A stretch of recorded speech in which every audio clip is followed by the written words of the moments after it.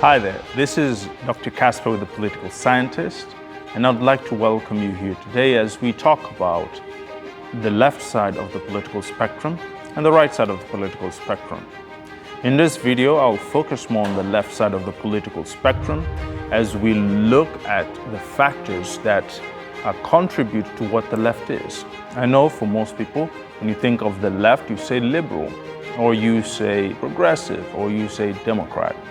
But today we're going to go a little bit deeper, looking at the foundational or fundamental differences in the left side of the political spectrum. Namely, we'll look at the most obvious, the economic differences, the differences in the state of society and humanity, and also we'll maybe look at some of the differences in party politics, if I should say it that way. So let's begin, okay? Let's start with economics. Now, the enduring liberal, anybody who is left of liberal, I will call a leftist. And anybody who is left of conservative, I'll refer to as a rightist in this series. Now, let's start. On the left side, you have the liberal. The enduring liberal is actually a capitalist. Right? They believe in capitalism, they believe in private ownership, they believe in profit, okay? So that is what a liberal is in actuality. Now, the difference here is that a liberal wants capitalism that has a level of checks and balances. In other words, they want regulation.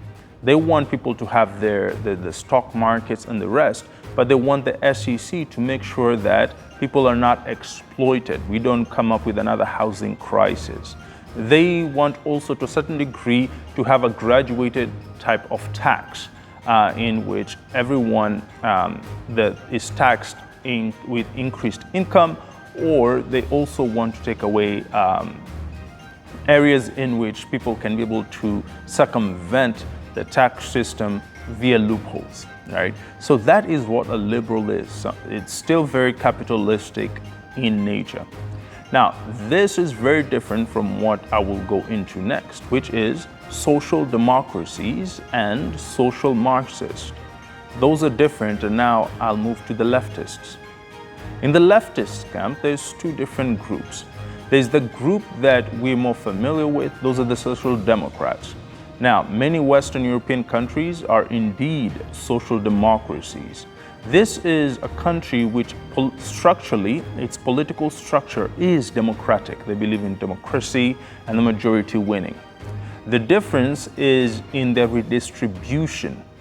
The government plays a major role in the redistribution of resources by having higher taxes on people, on companies and businesses.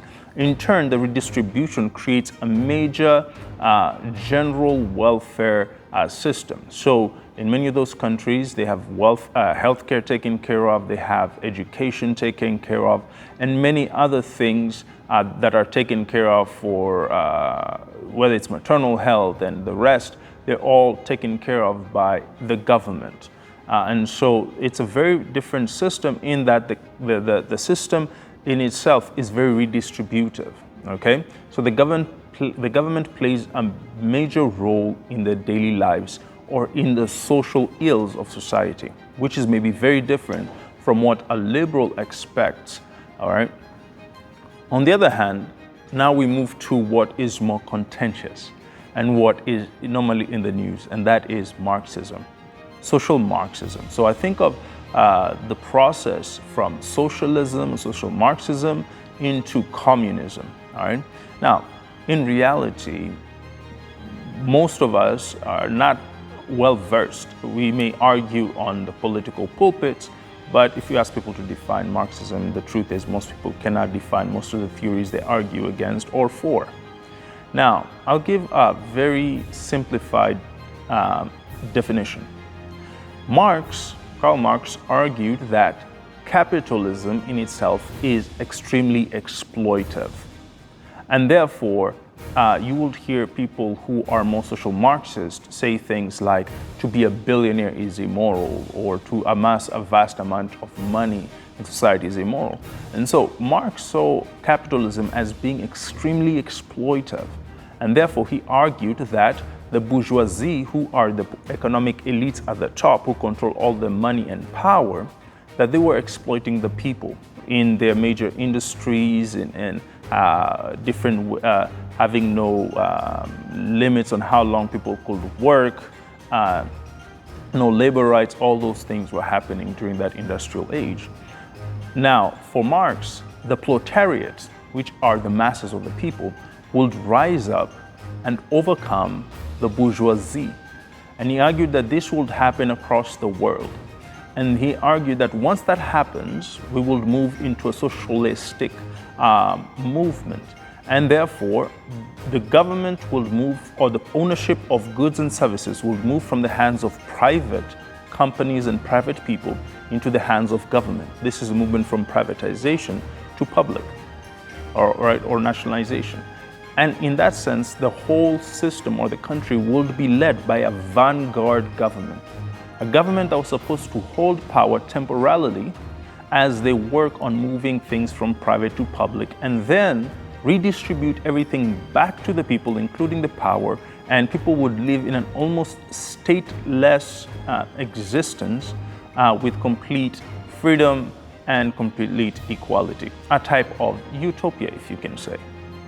Now, the biggest challenge here with Marx's assertion, I think the key weakness in Marx's argument, comes from the idea that Marxism puts too much faith on people or on individuals. Same shortcoming that the rightists do. You see, Federalist Paper 51 gives us a very good answer, written by James Madison and or maybe Hamilton, okay? And Madison was the fourth president, Hamilton was the first secretary of the Treasury. And in this sense, we find that in the Federalist Paper 51, it says, if men were angels, we would not need government. And if angels were to govern men, we wouldn't need checks and balances. Let me repeat that. If men were angels, according to Federalist Paper 51, we wouldn't need government. We could live in a stateless society. And if angels were to govern men, then we wouldn't need checks and balances. We wouldn't need to worry about dictators. And that is a problem.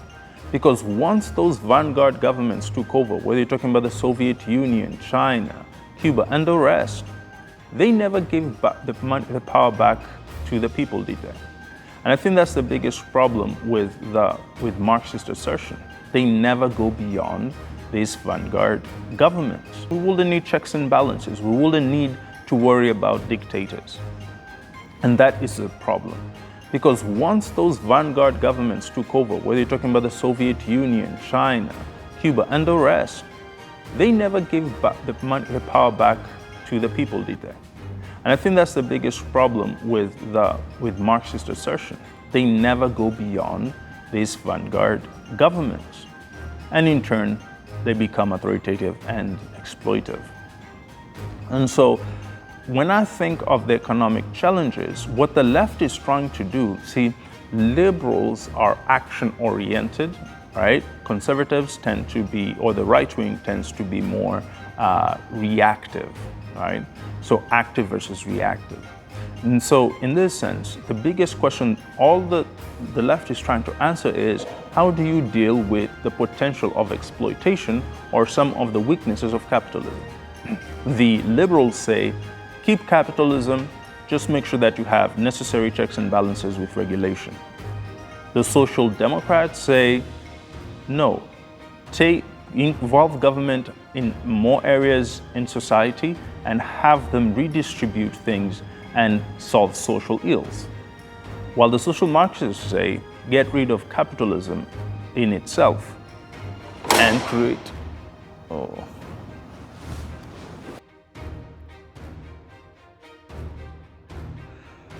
Well, since we were disrupted, here's something small from actualize.com before we proceed with our video.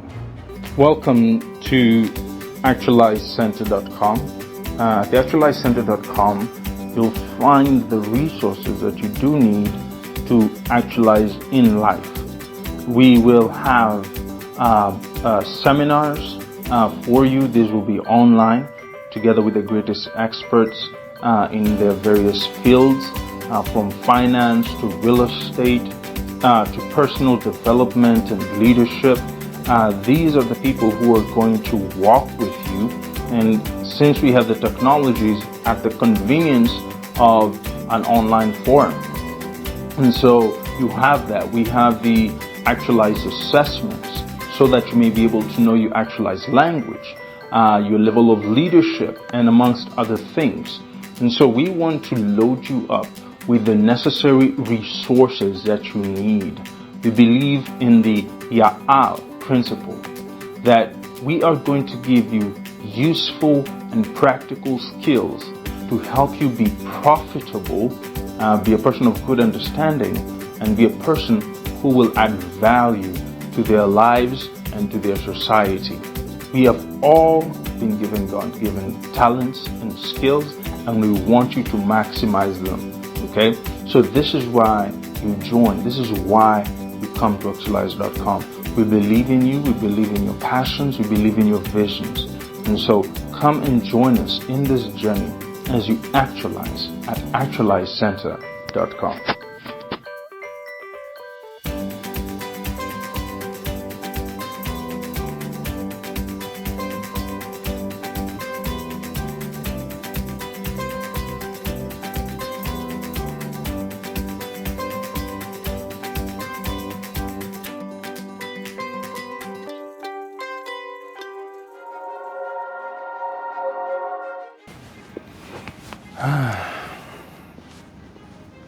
All right. So, the biggest question between the liberals, the social democrats, and the social Marxists is, how do you deal with the challenge that may come with capitalism? Now, here is the differences. The liberals want capitalism. They just want to have checks and balances through regulation. The social democrats, they say that they want to take a major role in terms of solving societal problems via public means. So have government solve a lot of issues in healthcare, with elderly, and that's why you see some of the advocates on the leftist, like Bernie Sanders, arguing for greater involvement of government. And the social Marxists are very different in that they completely want to get rid of democracy and the idea of socialism, capitalism, into a very different types of systems. Now, that is the key thing. The way I like to think about these things, and I will encourage people to think of some of the problems and the major policy areas outside political understandings to more empirical or governmental understandings of public policy. So if we use question of economics, the way I see things is in this way. I think of them as tools. Communism is a tool. So social Marxism is a tool. Capitalism is a tool. Okay? These are different tools. The question is, which tool is more effective for the job? So, for example, we want to screw in a nail into a piece of wood. Well, I think, and history has shown, that communism is like a rock. You're trying to put a screw through a piece of wood using a rock. Extremely inefficient, costly, and does not do a great job. If you think of some of the other Marxist socialistic ideas, they're like hammers. You're trying to still put a screw through a wood using a hammer. It's very inefficient. Well, some of the other more right sides of socialism are like a screwdriver. You can screw in a nail with a screwdriver, you can screw in a screw with a screwdriver, but it will take a lot of effort and energy. While if you think of capitalism, capitalism is like a power tool. It's very efficient in terms of using that drill or power tool to put in that screw through that piece of wood.